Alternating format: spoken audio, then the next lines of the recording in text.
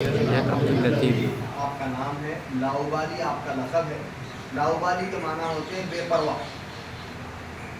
لاؤبالی کے معنی کیا ہوتے ہیں؟ بے پرواہ۔ یا آپ اللہ کے علاوہ ساری کائنات سے بے پرواہ تھے آپ۔ لاؤبالی کے دوسرے معنی بے نیاز، اللہ کے علاوہ آپ سب سے بے نیاز تھے، اسی لیے آپ کا لقب من جانب اللہ جو ہے لاؤبالی پڑا۔ اسی لیے آپ کیا بولنا چاہیے، اپنے نام سے زیادہ آپ کے لقب سے مشہور ہے آپ، لاؤبالی سرکار۔ یہ تو ہم جو گلی میں چلتے ہوئے آئے نا، اس کو کہتے ہیں لاؤبالی اسٹریٹ، یعنی لاؤبالی گلی اس کا نام ہے۔ اب حضرت قبلہ کہاں کے رہنے والے ہیں؟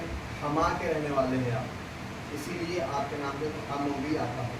ہما یہ ٹھنڈا مقام تھا، اور یہ کرنول بہت گرم مقام ہے، بہت گرم اور پتریلی زمین ہے یہ، وہ ٹھنڈا بڑا پرسکون مقام تھا، لیکن حکم ہوا آپ کو کہ اس مقام پہ آپ کو جانا ہے، دین کی تبلیغ کرنا ہے، تو آپ اپنا شہر، اپنا وطن، گھر، خاندان سب کو چھوڑ کر آپ دین کی تبلیغ کے لیے کرنول میں تشریف لائے۔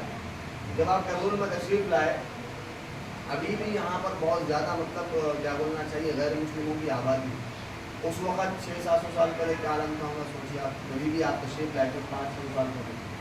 تو حضرت قبلہ تشریف لائے تو یہاں پر کس طریقے سے تبلیغ فرمائی، یہاں جو بادشاہ تھا نا، وہ راجا کی بیٹی مر گئی تھی، سانپ کاٹا تھا اس کی بیٹی مر گئی، اس کا جنازہ لوگ لے کے جا رہے ہیں۔ تو حضرت قبلہ کیا کہہ رہے بولے، تو اپنے پاس جو خادم تھے ان کو بول کے بولے، جاؤ بادشاہ کو بولو اگر اس کی بیٹی زندہ اگر ہو جائے، دوبارہ اس کو حیات مل جائے، تو کیا وہ اسلام قبول کر لیں گا۔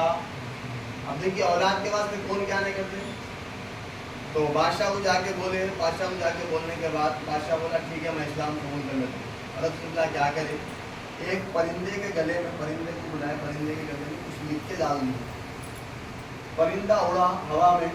تو فرماتے ہیں جس مقام پر، جس مسجد میں ٹھہر کے آپ یہ عمل کیے تھے، وہاں پر سینکڑوں سانپ جمع ہو گئے، بے شمار سانپ آ گئے، اور ان سانپوں میں سے ایک سفید کلر کا سانپ جو تمام سانپوں کا سردار تھا، وہ بھی آ گیا۔ تو حضرت قبلہ کے حکم سے پھر وہ سانپ جو ڈسا تھا اس بادشاہ کی بیٹی کو، پھر وہی سانپ وہ سانپوں میں سے نکلتا ہے، نکل کے بادشاہ کی بیٹی کے جو زہر چھوڑا تھا وہ سارا زہر چوس لیتا ہے، جیسا زہر چوس لیتا وہ سانپ بادشاہ کی بیٹی زندہ ہو جاتی۔ تو یہ حضرت کی کرامت ہے کہ حضرت مردوں کو کیا کرے بولیے آپ، زندہ فرمائے۔ تو اب یہ بزرگان دین اولیاء کرام کے پاس جب مردے زندہ ہوتے ہیں تو ہمارے آپ کے چھوٹے موٹے مسائل ہیں، چھوٹے موٹے بیماریاں ہیں، وہ تو دور ہونا ہے، سمجھیے آپ 100% دور ہوتے ہیں۔